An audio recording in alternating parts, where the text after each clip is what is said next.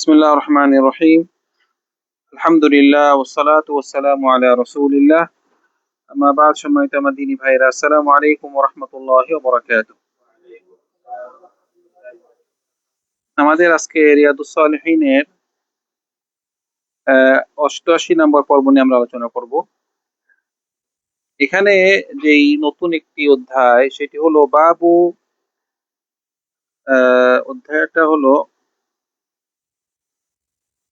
বাব আল মুহাফাযাতু আলাল আমাল, মানে আমলের রক্ষণাবেক্ষণ।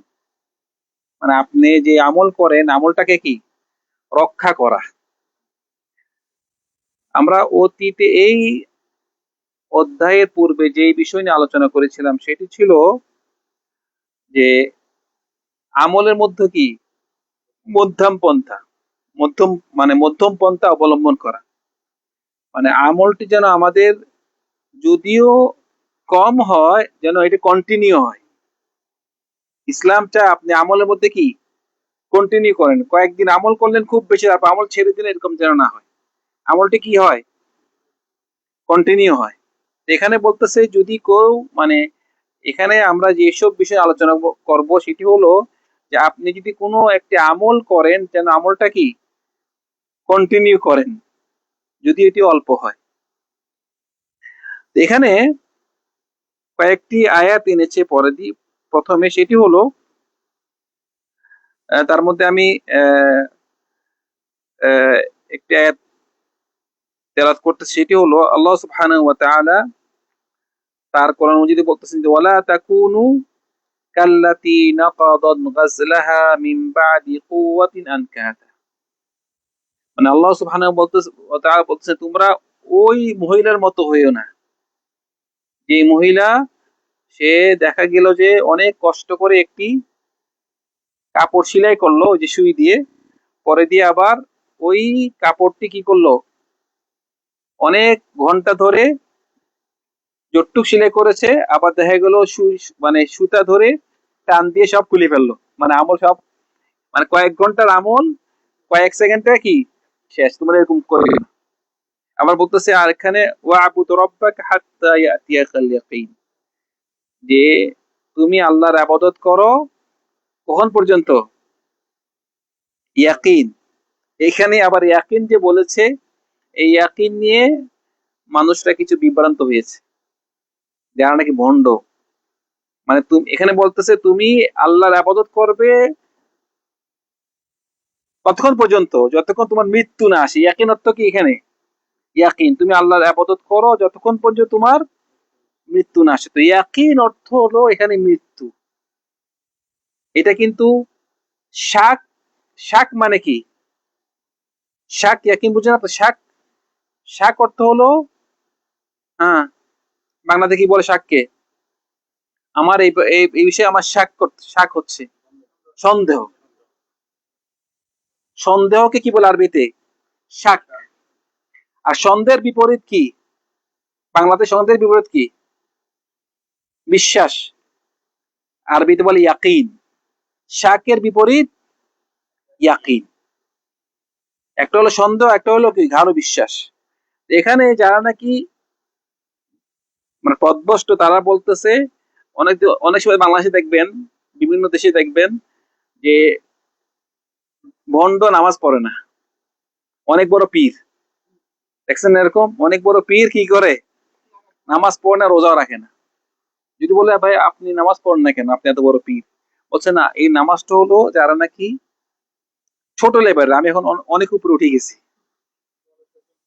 আমি এখন ওয়াবুদ রাব্বাক হাত্তা ইয়াতিয়াকাল ইয়াকিন, ইয়াকিন আমার এই ভিতরে কি চলে আসছে, ইয়াকিন চলে আসছে, মানে বিশ্বাস, বিশ্বাস চলে আসছে। এখন আমার আমার বলছে হাত্তা ইয়াতিয়াকাল ইয়াকিন, যতক্ষণ পর্যন্ত তোমার বিশ্বাস না আসে, মানে কারো বিশ্বাস না আসে। আমার এখন বিশ্বাস চলে আসছে, আমার এখন নামাজ পড়ার দরকার নেই।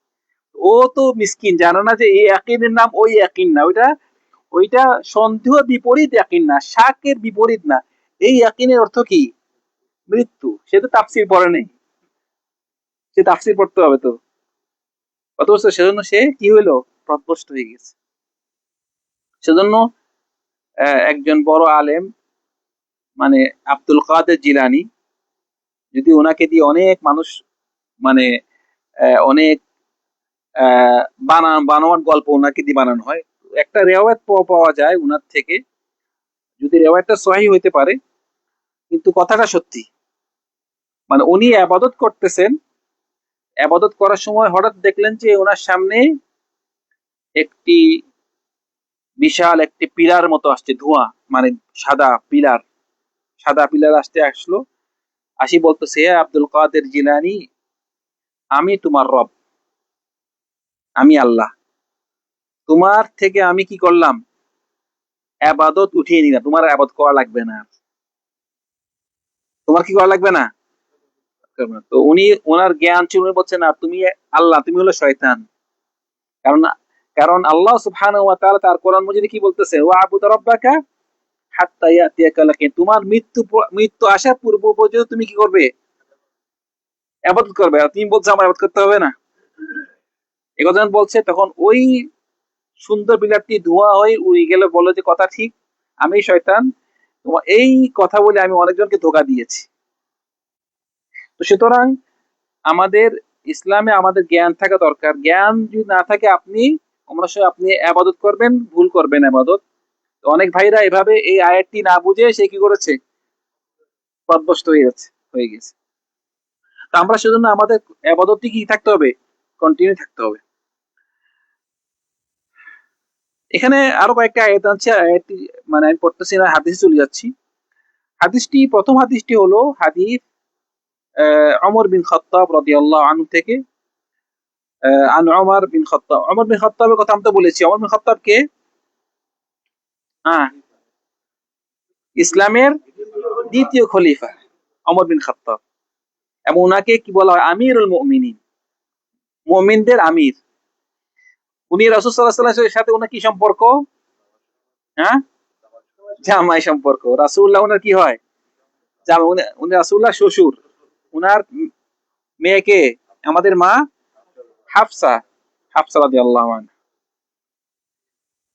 মানে ওমর রাদিয়াল্লাহু আনহু মানে ইসলামের মানে এভাবে এমন লোক ছিল, রাসূল সাল্লাল্লাহু আলাইহি ওয়াসাল্লাম কি বলতেছেন যে ওমর, তুমি যে রাস্তা দিয়ে যাও, শয়তান ভয় পেও নাকি, শয়তান আরেক রাস্তা দিয়ে যায়। মানে কেমন ব্যক্তি। এবং যেই মানে রাত্রিবেলা যে উনার একটা রেওয়ায়াত পাওয়া যায়, রাত্রিবেলা কি করে, মানুষের ঘরে ঘরে যে শুনতো মানুষ কোন সমস্যা আছে কিনা, মানুষদের কোনো আহ কোনো উপকার করা যায় কিনা। উনি খলিফা, উনি কি খলিফা।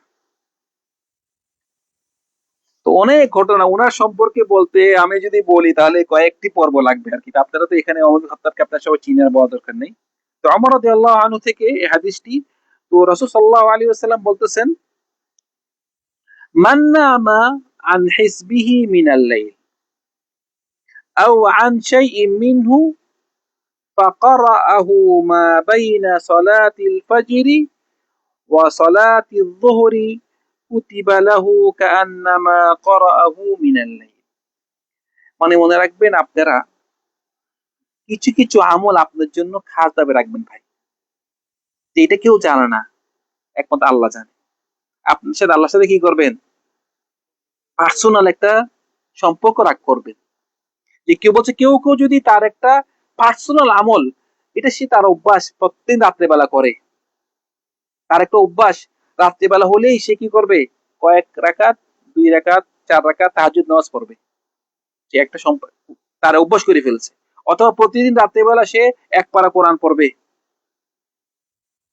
এটা আল্লাহ একটা, আপনি গোপন একটা আমল রাখবেন আপনার জন্য প্রতিদিন। তো বলতেছে রাসূল সাল্লাল্লাহু আলাইহি ওয়াসাল্লাম বলতেছেন যে কেউ যদি কোনো একটা তার যে কন্টিনিউ যে আমলটা করে, সে যদি একদিন করতে